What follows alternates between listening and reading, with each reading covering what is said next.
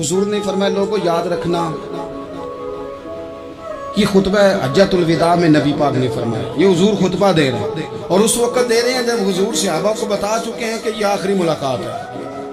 جو دور دراز سے آئے ہیں ان کو بتایا ہے کہ یہ میری تمہاری جو مجلس ہے، جو محفل ہے، جو تم سے بات ہو رہی ہے، یہ آخری ہے۔ محبوب فرمانے لگے لوگوں یاد رکھنا قیامت قائم ہوگی۔ ان جملوں کا حسن ملاحظہ کر لیں۔ فرمایا قیامت قائم ہوگی، تم اپنے رب سے ملاقات کرو گے، اور فرمایا تمہارا رب تم سے تمہارے اعمال کے بارے میں پوچھے گا۔ یہ خطبہ حجۃ الوداع میں کریم نے فرمایا۔ صبح تم اٹھے، کیا عمل کیا، اللہ پوچھے گا۔ کسی سے ملاقات ہوئی، طرز کیا تھی، سوچ کیا تھی، اللہ پوچھے گا۔ لین دین میں کیا معاملات تھے، تمہارے اعمال کے، اللہ سے ملاقات ہوگی، وہ کھڑا کر کے پوچھے گا۔ اور حدیث میں کئی جگہ پہ حضور نے فرمایا وہ تم سے سوال کرے گا، تمہیں جواب دینا ہے۔ میرے عزیز بھائیوں، تیار رہنا چاہیے، تیار۔ ہم نا منت کرتے ہیں آخری دن ہو نا، تنخواہ دار لوگ کہتے ہیں یار یہ آخری ایام چل رہے ہیں، کوئی خرچہ نہ بتاؤ، اس لیے کہ حساب کے متھے لگنا ہے۔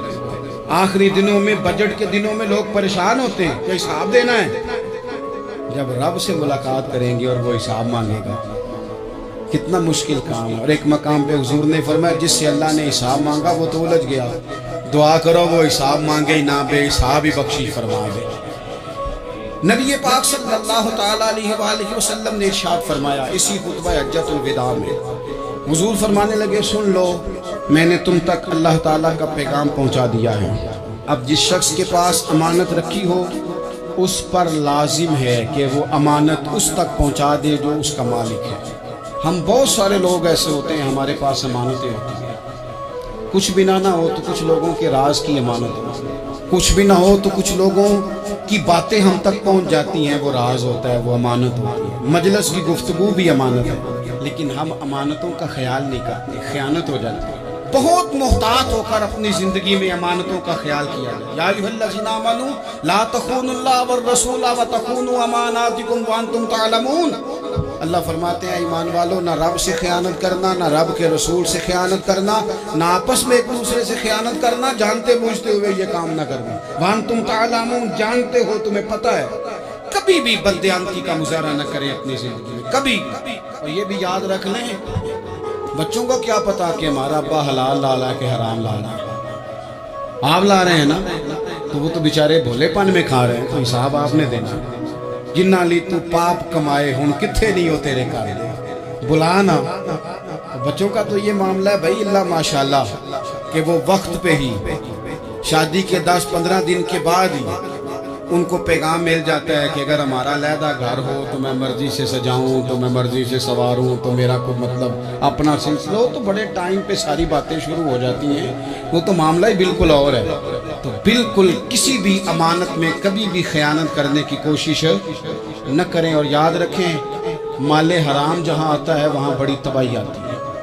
جہاں لوگ بددیانت ہو جاتے ہیں وہاں معاملات بڑے خراب ہو جاتے ہیں۔ اللہ تبارک و تعالیٰ دیانتداری کی توفیق عطا فرمائے۔ حضور نے خطبہ حجۃ الوداع کے موقع پر فرمایا میں نے آج جاہلیت کے سارے سود ختم کر دیے۔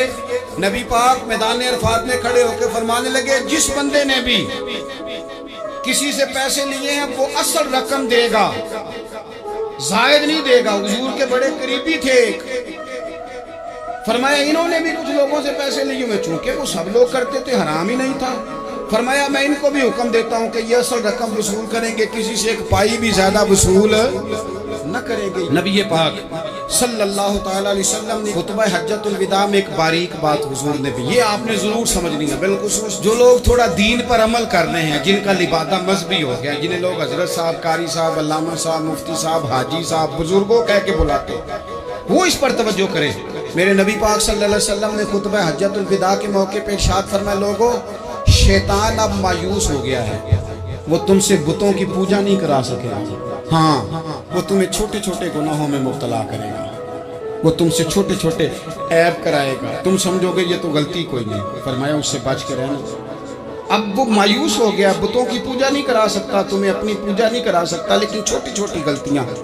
ایک مقام پہ فرمایا نا چھوٹا گناہ ہونا تو مومن اسے پہاڑ سمجھتا ہے، اتنا بڑا ہو گیا اور منافق کہتا ہے یہ تو کچھ بھی نہیں. تو اپنی زندگی کے اندر چھوٹی چھوٹی کوتاہیاں. حضرت سعدی فرمایا کرتے تھے سیلاب اچانک نہیں آتے, پہلے چھوٹا سا سوراخ ہوتا ہے دریا کے کنارے, اسے بند نہ کیا جائے پھر بڑا ہو جائے.